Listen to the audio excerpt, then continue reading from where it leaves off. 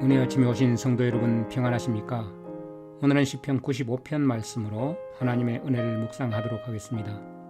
시편 93편부터는 왕의 시편이라고 했었죠. 그런데 이제 왕의 시편들 중에 95편부터 100편은 공중예배에 하나님께 감사 기도를 드리면서 또 경축의 노래를 부르는 그런 찬송으로 이루어져 있습니다. 여호와께 대하여 감사하고 찬양하고 또 그 찬양의 이유들을 나열하면서 주님께 찬양하는 그런 내용들로 이루어져 있는데요. 1, 2절을 보면 오라는 초청으로 시작을 하죠.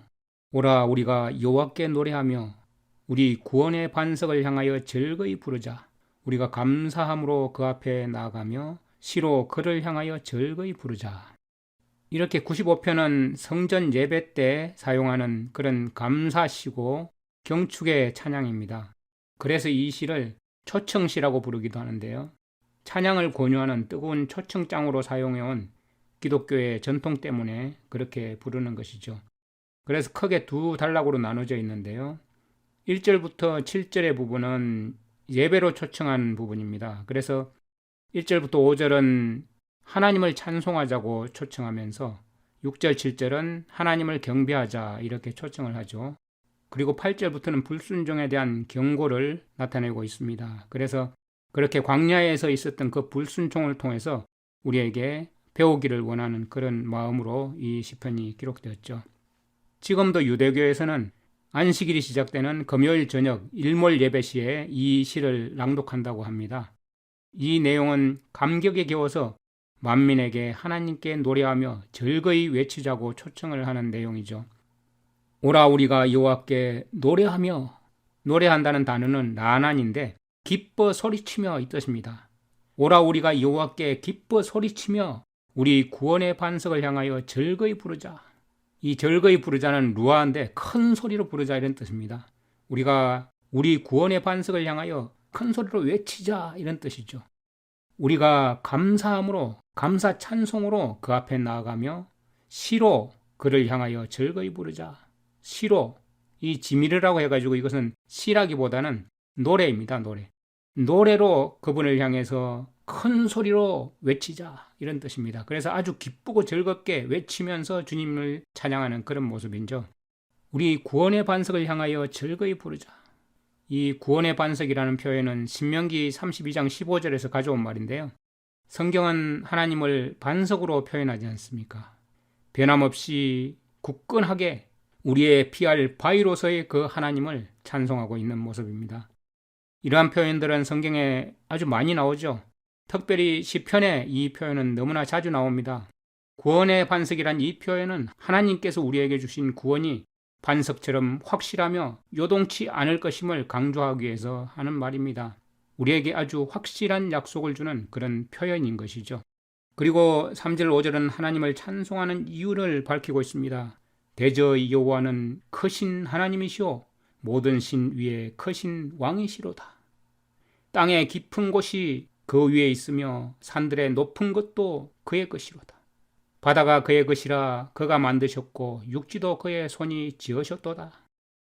여호와는 크신 하나님, 이 크다는 것은 위대하다는 뜻이죠. 위대하신 하나님. 그러나 여기서는 이방신들과 대비해서 천지를 창조하신 그리고 목자 되신 그분을 나타내기 위해서 이렇게 표현하고 있는 것입니다. 유일한 참신이고 창조주이시고 그분의 백성의 목자 되시는 자애롭고 크신 그 능력의 권능의 하나님을 나타내기 위해서 크신 하나님이요. 이방 민족이 섬기는 헛된 우상들보다 크신 왕이시기 때문입니다. 하나님의 절대적인 우월성을 강조하고 나타내는 그런 고백이죠. 우리가 기쁘고 감사한 마음으로 예배해야 할 세 가지 이유는 하나님이 우리의 지극히 높으신 왕이시고 창조주이시고 그분의 백성의 목자이시기 때문입니다. 크신 하나님, 신위의 크신 왕, 깊은 곳과 높은 것과 바다도 그분의 것이고 그분이 만드셨고 육지도 그분의 손이 만드신 것이죠. 창조주 하나님, 그분께로 오라고 또 초청합니다. 6절, 7절 오라 우리가 굽혀 경배하며 우리를 지으신 여호와 앞에 무릎을 꿇자. 대저주는 우리 하나님이시오 우리는 그의 기르시는 백성이며 그의 손의 양이라. 너희가 오늘날 그 음성을 듣기를 원하노라. 여기 보면 참 예배하는 모습을 나타내고 있습니다.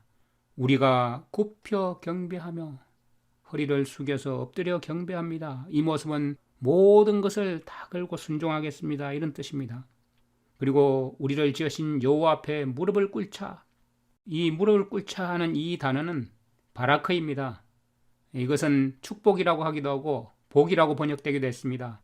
복주사, 너에게 복되도다 할 때 이 바라크라는 단어를 씁니다. 그런데 여기서는 무릎을 꿇다라는 단어로 사용을 했죠. 우리를 지으신 여호와 앞에 무릎을 꿇자.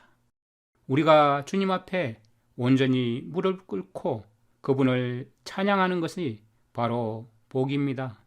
이것이 복된 길입니다. 우리가 주님 앞에 무릎 꿇으면 우리가 언제나 항상 축복 가운데 있다는 사실을 깨달아야 합니다. 우리가 흔히 생각하기는 복이라고 하면 세상적인 모든 것, 눈에 보이는 것들을 많이 가진 것을 복이라고 착각하기도 쉬운데 성경에서는 우리 하나님 여호와께 무릎을 꿇는 것을 온전히 주님 앞에 엎드려 경배하는 것을 복이라고 그렇게 이야기하고 있습니다. 무릎 꿇는 행위는 하나님의 축복이고 하나님을 찬양하는 일입니다. 그래서 이런 고백을 할 수 있는 것이죠. 대저저는 우리의 하나님이시오. 우리는 그의 기르시는 백성이며 그의 손의 양이라. 너희가 오늘날 그 음성 듣기를 원하노라. 경청하기를 원하노라. 이 듣기를 원한다, 경청한다는 것은 순종하기 위해서 귀 기울여 듣는 것을 말하는 것입니다. 하나님은 우리의 목자시고 우리는 그분의 돌보시는 양입니다. 우리가 이러한 생각을 항상 기억하고 살아간다면 주님께서 우리를 경배하게 하시고 무릎 꿇게 해주실 것입니다. 축복 가운데로 인도해 주실 것입니다. 항상 우리는 주님을 찬양하게 될 것입니다. 양들은 자기를 방어할 능력도 없고 맹수의 공격을 받을 때 도망쳐서 기진맥진할 만큼 정말 재빠르지도 못합니다. 자주 길을 잃는 어리석은 짐승입니다. 양에게는 목자가 절대적으로 필요하고 목자의 인도를 받을 때만 안전한 것입니다. 이 사실을 꼭 기억하시기 바랍니다. 우리는 우리 스스로 뭔가 해결하려고 하는 잃어버려진 자의 그런 모습들을 가질 때가 참 많습니다. 그러나 우리는 우리가 어떠한 자인지를 알아야 합니다. 그것이 겸손입니다.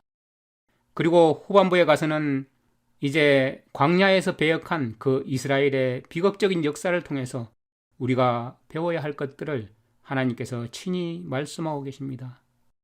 무리바와 마사에서 일어났던 그 사건을 우리에게 교훈으로 가르쳐 주고자 하고 있습니다. 이러기를 너희는 무리바에서와 같이 또 광야 마사의 날과 같이 너희 마음을 강팍하게 말지어다. 출애굽기 17장 7절에 보면 그가 그곳 이름을 마사라 또는 무리바라 불렀으니 이는 이스라엘 자손이 다투었으며 또 그들이 여호와를 시험하여 이르기를 여호와께서 우리 중에 계신가 아닌가 하였음이더라. 8절에 때에 아말렉이 이르러 이스라엘과 르비딤에서 싸우니라. 이스라엘 백성이 신광야 가데스에 이르렀을 때 물이 없어서 모세를 원망해서 하나님께 불평을 터뜨렸습니다. 하나님께서 백성을 불쌍히 여기셔서 반석에서 물이 솟아나오게 하셔서 문제를 해결해 주셨지만 마음이 상한 모세는 이때 반석을 2번 치는 실수를 범했죠. 무리바라는 말은 다툼이라는 뜻입니다. 마사는 이 사건에서 유래된 르비딤의 다른 이름인데요. 시험이란 뜻입니다. 마사는 시험이란 뜻이죠. 그래서 물 때문에 생긴 원망이 여러 번 있었을 것이기 때문에 물론 이 장소가 동일 장소가 아닐 수도 있습니다. 그런데 여기서 배울 수 있는 교훈은 시험과 불평은 사실 불신에서 나오는 것이지 않습니까? 이 불신은 이곳에서 하나님이 그들에게 가르치려고 했던 그 교훈을 이스라엘 백성에게 오래 생각나게 하는 도구가 되었죠. 이 바위의 위치는 호렙에 있었다고 되어 있는데 르비딤과 이 율법의 산 양쪽 모두 가까웠던 것 같습니다. 신명기 16장 16절 17절에 보면 너희가 마사에서 시험한 것 같이 너희의 하나님 여호와를 시험하지 말고 너희 하나님 여호와께서 너희에게 명하신 명령과 정하신 것과 규례를 삼가 지키며 이렇게 말씀하셨습니다. 그리고 민수기 20장 10절로 13절 보면 모세와 아론이 총회를 그 반석 앞에 모으고 모세가 그들에게 이르되 패역한 너희여 들으라. 우리가 너희를 위하여 이 반석에서 물을 내랴 하고 그 손을 들어 그 지팡이로 반석을 2번 치매 물이 많이 솟아나오므로 회중과 그들의 짐승이 마시니라. 여호와께서 모세와 아론에게 이르시되 너희가 나를 믿지 아니하고 이스라엘 자손의 목전에 나의 거룩함을 나타내지 아니한 고로 너희는 이 총회를 내가 그들에게 준 땅으로 인도하여 드리지 못하리라 하시니라. 이스라엘 자손이 여호와와 다투었으므로 이를 머리바 물이라 하니라. 여호와께서 그들 중에서 그 거룩함을 나타내셨더라. 사실 믿음의 결핍 때문에 모세와 아론을 통해서 하나님의 그 거룩하심을 드러내는 것이 방해를 받았습니다. 지팡이로 반석을 2번 쳤죠.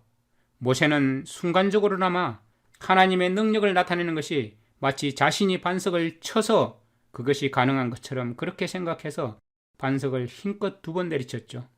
만일 모세가 단순히 명령으로만 반석에게 물을 내라 했다면 하나님의 주권적인 능력이 높이 드러나셨을 것입니다. 하나님은 모세에게 바위에게 말하라 그렇게 지시하셨습니다. 그러나 모세는 자신의 말과 행동으로 하나님의 권위를 대신하려고 했던 것이죠. 이것은 큰 문제입니다. 실수한 것이죠. 거기다가 그는 하나님의 임재를 인식하지 못하고 하나님이 지금 함께 하신다는 사실을 인식하지 못하고 하나님 앞에서 감히 백성을 치고 싶은 심정으로 반석을 2번이나 쳤습니다. 우리도 흔히 이럴 때가 있습니까? 하나님이 우리와 함께 하시고 하나님이 지금 보고 계시는데 불구하고 왕 앞에서 신하가 감히 백성을 곤장을 치는 이런 사건이 있을 수가 있습니까? 하나님은 모세가 욕하는 바로 그 백성에게 기적을 보이시고 그분의 능력과 영광을 높이 드러내시려고 하셨습니다. 그렇지만 모세가 백성에게 혈기를 드러냄으로써 오히려 여호와의 거룩하심을 파괴해버리고 마는 것입니다. 결국 모세가 반석을 2번 친 것은 원망하는 백성에게 일단 물을 제공하셔서 그들에 대한 하나님의 그 끝없는 사랑과 보살핌을 확인시키려던 하나님의 인내와 자비와 거룩성을 여지없이 짓밟아버린 아주 불경스러운 행동이 되어버린 것입니다. 모세는 하나님의 성품을 그곳에 나타낸 하나님의 대사가 되어야 했는데 오히려 하나님의 성품을 그런 나타낸 아주 경고망동한 그런 대사가 된 것입니다. 아쉽게도 이것이 모세가 가나안 땅에 들어갈 수 없었던 하나의 죄목이 되었습니다. 이 반석은 그리스도를 상징합니다. 그리스도께서는 갈보리 십자가의 죽음으로 상징되는 한 번 매를 맞는 것으로 충분했습니다. 그래서 그 이후로는 누구든지 믿음으로 그분께 구하기만 하면 생명수를 얻을 수 있는 것이죠.